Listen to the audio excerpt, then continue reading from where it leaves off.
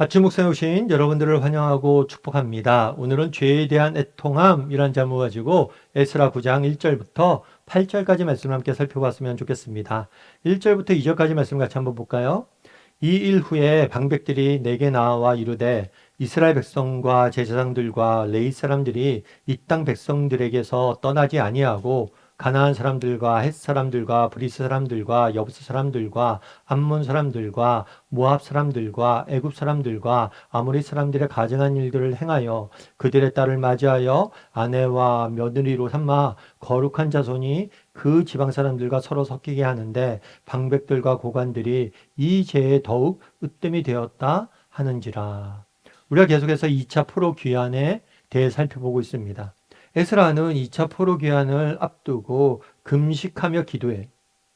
그러면서 하나님께서 모든 것을 보호하고 인도하여 주시옵소서라고 기도합니다. 기도했을 뿐만 아니라 정말 그 당시 아닥사스다 왕의 군사 지원을 받을 수 있음에도 불구하고 그것들을 거절하고 오직 하나님만을 의지하는 모습을 보게 돼. 그 결과 하나님께서 이 귀한 일행에게 은혜를 주십니다. 그래서 이 모든 귀한이 잘 이루어져요. 그래서 예루살렘에 돌아가게 됩니다. 그런데 이 예루살렘에 돌아갔을 때 방백들이 에스라에게 나왔다라고 이야기합니다. 방백들이라는 것은 지도자를 의미해요.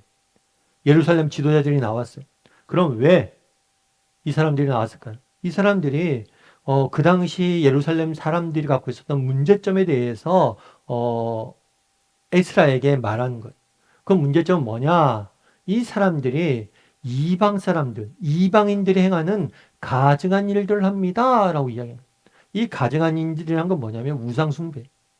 우상을 숭배하고 정말 우상에게 제사를 드리고 때로는 인신, 제물을 바치고 온갖 이방인들처럼 이 우상을 숭배하며 이방인들처럼 행동한다는 거예요.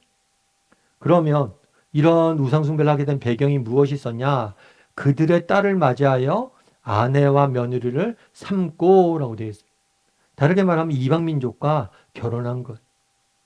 성경에 보면 이 이방 민족과 결혼하는 것에 대해서 굉장히 강력히 경고하고 있습니다. 그럼 왜 이 부분에 대해서 경고하고 있을까요? 사실 이것은 어떤 개인, 어떤 민족의 사람, 뭐 예를 들어서 우리나라 사람, 일본 사람과 결혼하는 것, 이런 문제가 아니에요. 단순히 민족과, 다른 민족과 결혼하고 했다고 문제가 되는 게 아니에요. 이 다른 민족과 결혼하는 것은 결국에 뭘 의미하는 거냐면 그 사람, 그 민족의 문화와 정서와 그 민족의 종교를 받아들이는 것에 문제가 있는 거예요. 오히려 정말 이방 민족 중에서 예수님의 족보를 보면 이방 여인들이 얼마나 많이 나옵니까? 그들은 한결같이 자신의 것들을 버리고 믿음, 기독교 신앙을 가졌어요. 결국에 이방인들과 결혼하는 것 자체가 문제가 아니라 문제의 핵심은 뭐예요? 그들의 신앙을, 그들의 삶을, 그들의 풍습을 받아들이는 거예요. 그래서 결국에는 혼합주의. 정말 기독교인으로서 하나님의 백성으로서 정체성을 지키지 못하고 이방 사람들과 똑같이 되는 것, 섞여서 사는 것, 이것이 문제가 된 거예요. 이런 문제가 지금 나타나고 있다는 거. 그런데 더 큰 문제는 뭐냐? 이런 문제가 나타나는데 더 큰 문제는 뭐냐? 방백들과 고관들이 이제 더욱 으뜸이 되었습니다. 라고 이야기해요. 그 당시 종교 정치 지도자들이 오히려 앞장서서 지도자들이 앞장서서 이 일들을 행했다는 거. 지도자들은 어떤 사람들입니까? 하나님이 지도자를 왜 세웠습니까? 이 지도자를 통해서 그들을 바른 길로 인도하길 원하셨는데 오히려 지도자들이 더 악해졌다는 거. 그럼 오늘 본문에서 우리가 알 수 있는 점은 무엇일까요? 오늘 본문에서 우리가 알 수 있는 점은 무엇일까요? 첫 번째로 알 수 있는 게 뭐냐면 혼합주의의 위험성. 그러니까 지난 우리가 1차 포로기한 때도 배웠지만 지금 포로기한이 됩니다. 예루살렘의 땅으로 돌아가요. 이 예루살렘의 땅으로 돌아간 이유가 뭐예요? 예배 회복, 하나님과 바른 관계를 맺는 것이 그 목적에 있었어요. 그런데 이렇게 예루살렘에 돌아가자마자 하나님과의 바른 관계 회복되자마자 제일 처음에 유혹이 다가와요. 그 유혹은 뭐예요? 혼합주의. 하나님만 섬기지 말고 뭐예요? 다른 것도 함께 섬기라는 거. 그래서 정말 신앙의 순수성을 잃어버리게 만들고 이스라엘 백성들과 이방 민족을 구별할 수 없게 만드는 그런 유혹들이 늘 존재했다. 우리도 마찬가지. 정말 우리에게도 늘 다가오는 도전이 뭐냐? 우리가 정말 예배를 드리고 믿음을 갖고 정직히 신앙생활 하려고 했을 때 제일 먼저 우리가 다가오는 게 뭐냐? 그것은 혼합주의. 야, 하나님만 섬기면서 어떻게 살아? 세상 것들도 같이 섬겨야지. 하나님만 섬겨서 하나님만 바라봐서 어떻게 살아? 세상 물질도 갖고 부도 쌓고 명예도 얻고 해야지. 그래서 정말 우리 점검해 봐야 돼. 내가 하나님만 섬기고 있는가? 아니면 하나님 외에 다른 무엇인가를 함께 섬기고 있지 않은가? 또 정말 내가 하나님만을 의지하고 살아가는가? 아니면 하나님 외에 다른 것들을 의지하고 살아가고 있지는 않은지 정직히 돌아봐야 되는 거. 두 번째 오늘 본문에서 알 수 있는 건 뭐냐? 첫 번째는 혼합주의 위험성이에요. 두 번째는 뭐냐면 지도자의 중요성. 그날의 문제가 뭐였습니까? 혼합주의. 근데 더 큰 문제가 있어요. 그건 뭐예요? 지도자들이 그 일을 앞장섰다는 거. 바른 길로 이끌어야 될 지도자들이 오히려 그 유혹에 더 흔들렸다는 거. 요즘식으로 그러면 그런 거죠. 여러분, 제가 목회자입니다. 목회자가 정말 성도들에게 바른 길로 이끌고 영적으로 그들을 바로 세운 데 앞장서야 되는데, 목회자가 돈의 유혹에 빠져서, 목회자 돈 하면서 돈만 사랑하고 뭐 그렇게 한다고 생각해 보세요.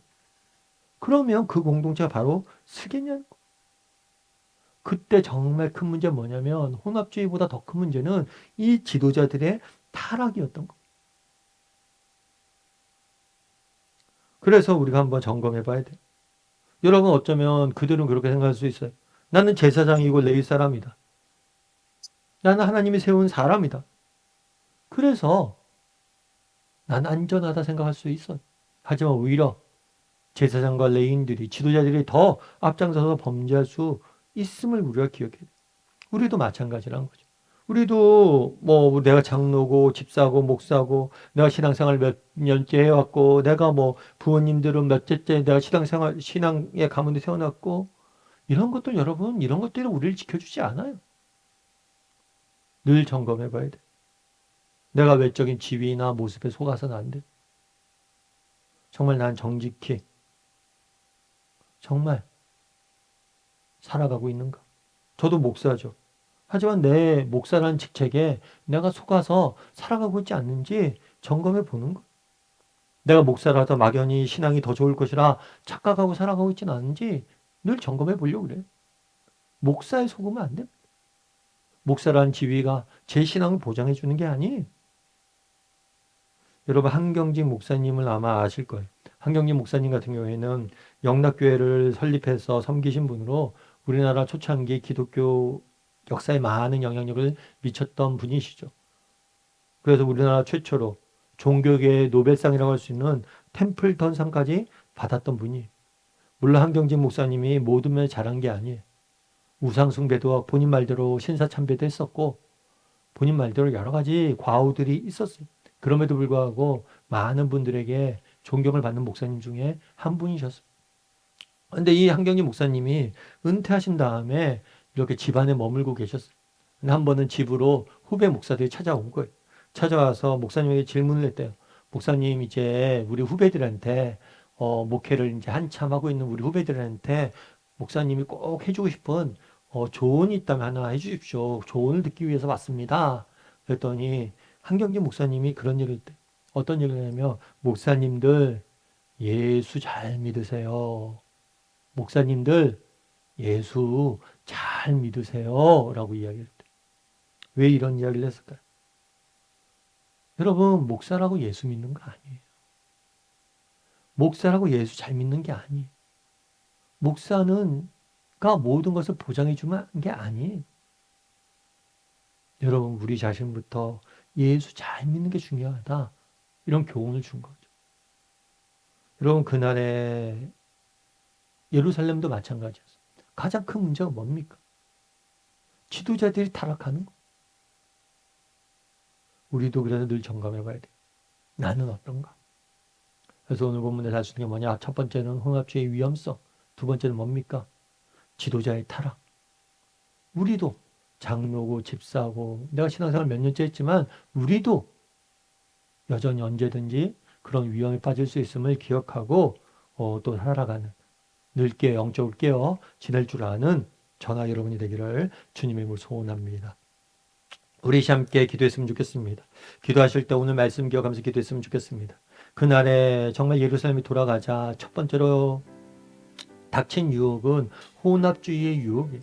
하나님 외에 다른 것들을 함께 섬기고 하나님 외에 다른 것들을 의지하며 살아가고자 많은 사람들이 유혹에 빠져서 그렇게 살고 있어서 우리는 어떤지, 우리도 혼합주의에 빠져 있지는 않은지, 우리가 하나님 버리지는 않았지만 하나님 외에 다른 것들도 함께 섬기며 살아가고 있지는 않은지 정직히 돌아보고 점검하게 해달라고 기도했으면 좋겠습니다.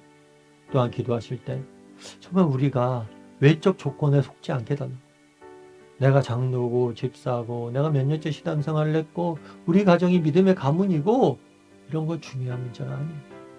그런 거에 속지 않고 내 자신의 믿음을, 신앙을 잘 지켜갈 수 있는 그런 사람이 되게 해달라고. 오늘 말씀 기억하면서 한 목소리로 같이 기도하도록 하겠습니다. 같이 기도하시겠습니다.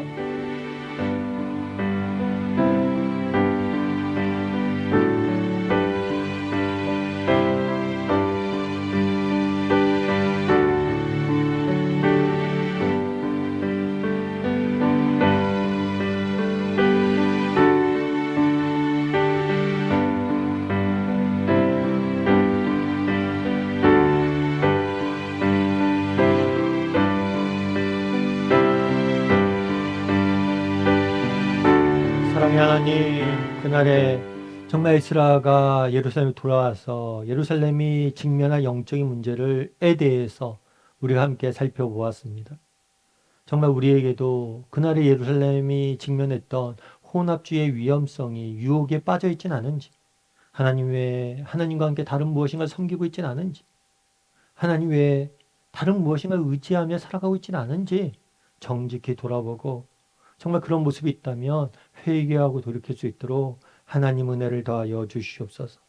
무엇보다도 그날에 제사장들이 정말 지도자들이 그 죄에 더욱 앞장섰다라고 이야기를 합니다. 혹시라도 내가 정말 오랫동안 신앙생활을 했다고 이야기하면서 정말 내가 목사고 장로고 집사라는 이런 우리의 직책이 우리의 믿음을 지켜주는 것이 아님을 기억하고 늘 정직히 우리 자신의 믿음을 돌아보고 날마다 새롭게 하고 혹시라도 죄악의 길에 머물러 있다면 그곳에서 떠날 줄 아는 그런 믿음의 사람이 될 수 있도록 하나님 은혜를 더하여 주시옵소서. 하나님께서 오늘도 우리 함께 열심히 싸우며 모든 말씀 예수님의 이름으로 기도드립니다. 아멘.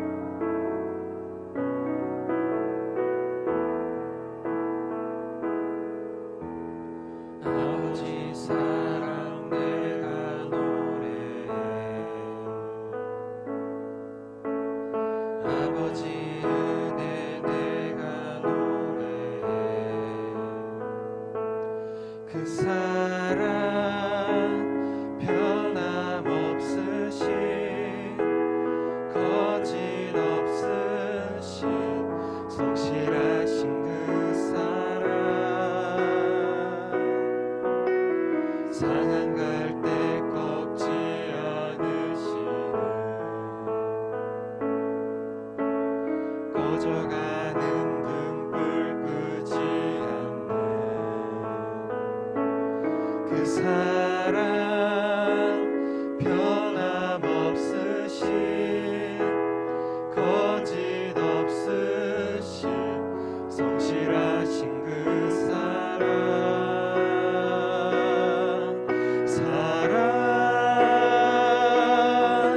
그 사랑 날 위해 죽으신 날 위해 다시 사신 예수 그리스도